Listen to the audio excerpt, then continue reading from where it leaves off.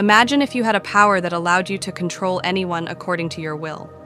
Convincing your boss, making your friend agree with you, or even getting a complete stranger to move according to your signals. This is not magic. This is the darkest corner of psychology, used by powerful people across the world. And today, you are going to learn it. But listen very carefully.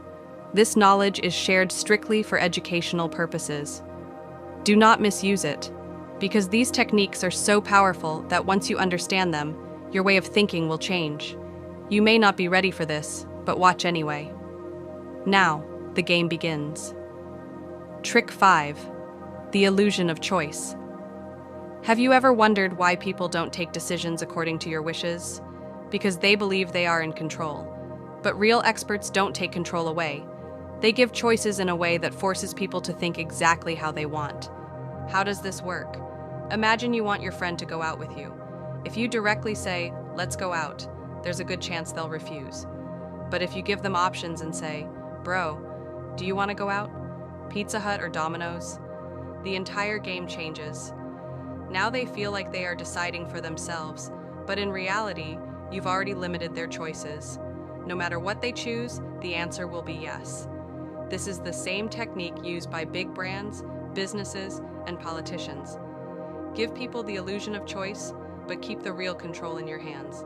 But wait, because with the next trick, you can make anyone say yes. Trick 4, the yes ladder technique. If you ask someone for a big favor directly, they will most likely say no. But if you keep getting small yeses from them, their brain slowly starts accepting your larger request. How does this work? Imagine you want a promotion in your company. If you walk up to your boss and say, "Sir, I want a promotion," the response will be, "Not now, we'll see next year." But instead, if you use the yes ladder approach, the outcome changes. First, ask for a small favor. "Sir, can I be a part of this new client meeting? I want to gain some experience." Then take a slightly bigger step. "Sir, can I take on a few extra responsibilities in this project?" Now your boss is already used to saying yes. Then you say, "Sir, can I attend a leadership workshop? It will help improve my skills." Finally, you say, "Sir, I've taken extra responsibilities this year and clients are satisfied. Is it possible for me to apply for a promotion now?" What happens next? Your boss has already said yes 3 or 4 times. Saying no now becomes psychologically difficult. Even your boss will feel that you've gradually proven your value and earned the promotion. This is the exact trick used by salespeople, politicians, and leaders.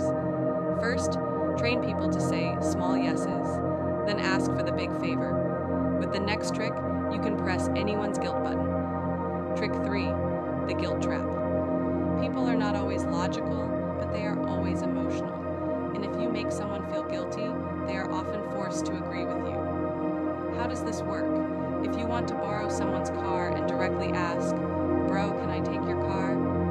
90% of people will say no. Instead, say something like, "I've always helped you, remember? Last time I gave you 2,000 rupees. Now I just need a small favor."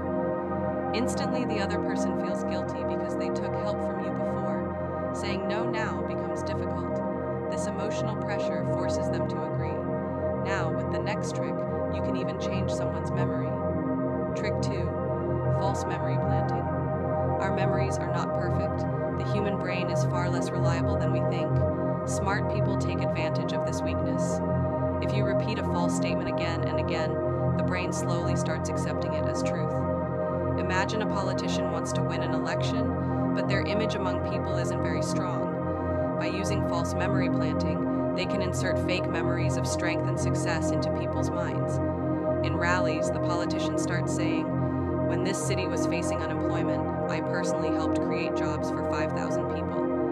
Later, in media interviews, they say, "Before our government came into power, people were living in poverty. But we improved the financial condition of 70% of the state."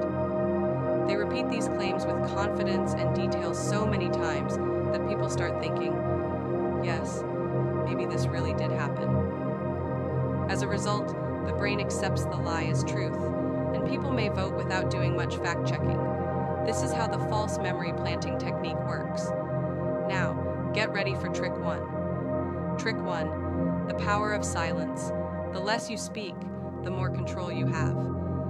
Brain psychology tells us that there is immense power in silence.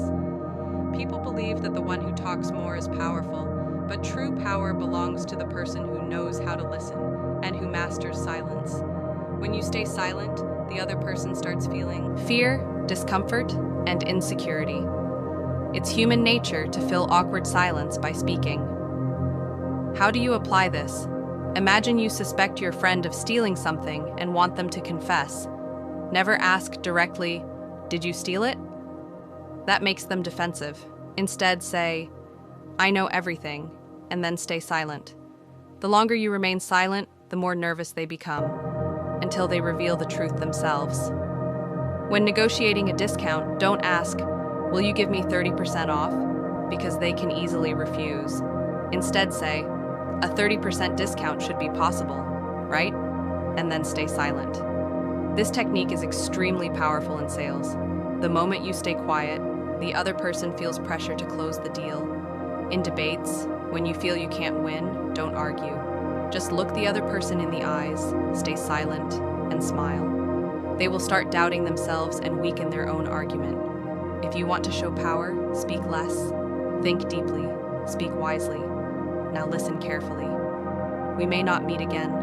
Join the subconscious and learn how to control the human mind.